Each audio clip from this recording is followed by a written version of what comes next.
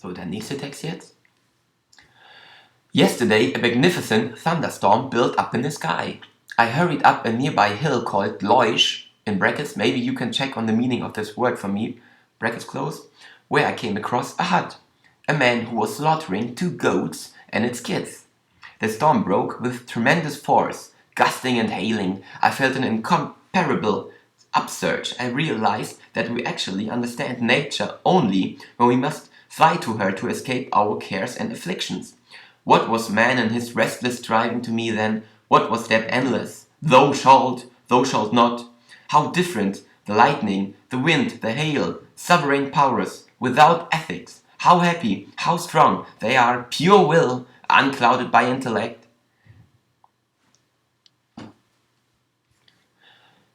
It was in the early spring, at the beginning of Buck's 36th year. He and 2 friends had spent the evening reading selections from such poets as William Wordsworth, Percy Bysshe Shelley, John Keats, and Robert Browning, with a special emphasis on Walt Whitman. The young men had become so enraptured by their readings that they didn't part until midnight. And Buck faced a long ride home in a horse-drawn, hansom cab. He recalled that his mind was still deeply under the influence of the many inspirational ideas, images, and emotions that had been provoked by the reading and discussions of the evening. He was feeling calm and peaceful when, without any warning of any kind, he found himself wrapped around as if it were by a flame-colored cloud. For an instant he thought of a great fire somewhere in the city, then he knew that the light was within himself. Upon this realization, Buck experienced a great sense of exaltation, of joyousness, immediately followed by an intellectual illumination quite impossible to describe. It seemed as if there streamed into his brain one momentary lightning flash of the Brahmic splendor which would henceforth forever lighten his life.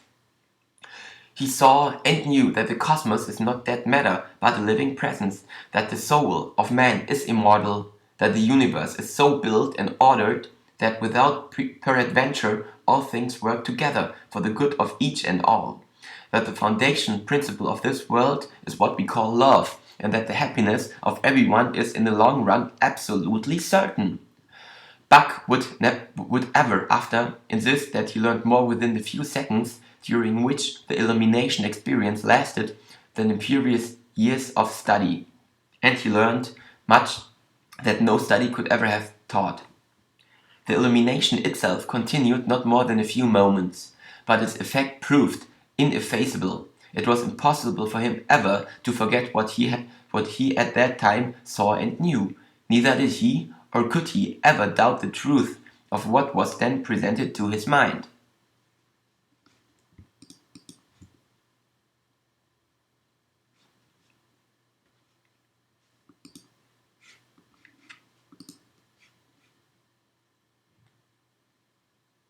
It's the same about the things of ordinary life. Live half an hour's roaming about a street or village or railway station shows so much beauty that it's impossible to be anything but wild with suppressed exhilaration.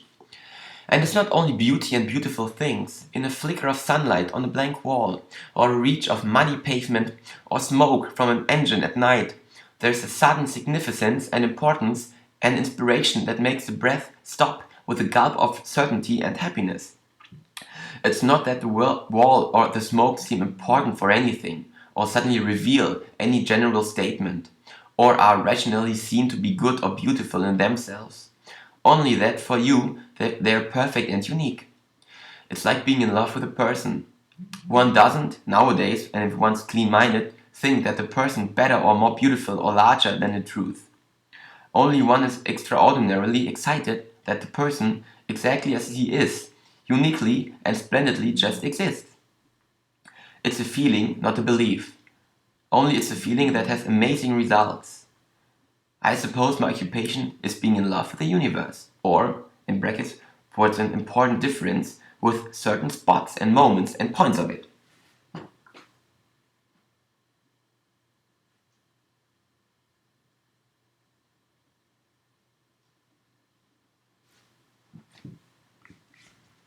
It was at a concert of lovely old music. After 2 or 3 notes of the piano, the door was opened of a sudden to the other world.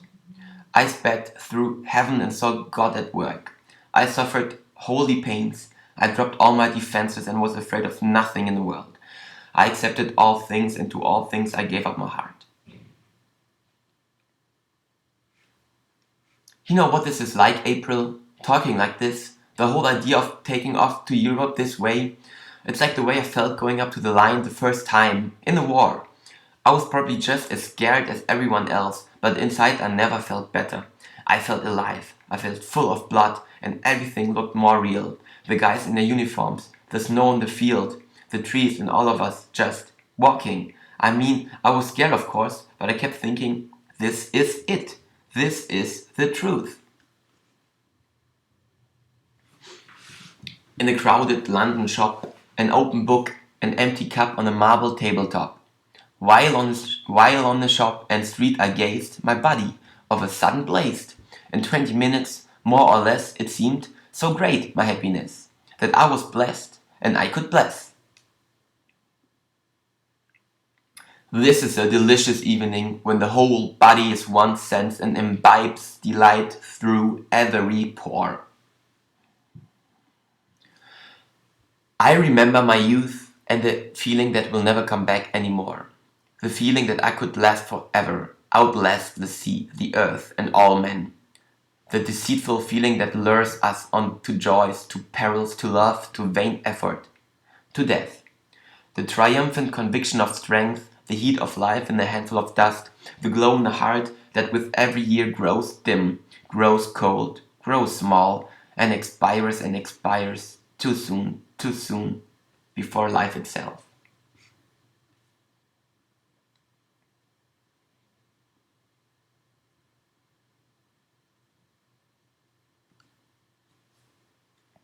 After a year of deteriorating health and spiritual uncertainty, Blaise Pascal had a vision.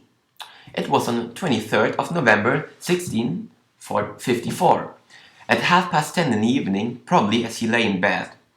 An overpowering sense of health and vitality suddenly swept over him, a feeling of complete and total well-being, a certainty so sudden and complete that, when he wrote about it, he headed the page, "Fire!" The sensation lasted for 2 hours and he tried to capture it on paper. As he wrote, his feelings changed. No vision can be sustained for 2 hours. And he began to feel that he had sinned for the past few years. This is always the way with a vision.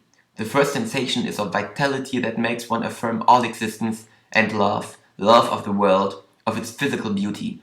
As this certainty dies away, one becomes aware of the need for discipline if it is to be recaptured, and of one's lack of discipline in the past.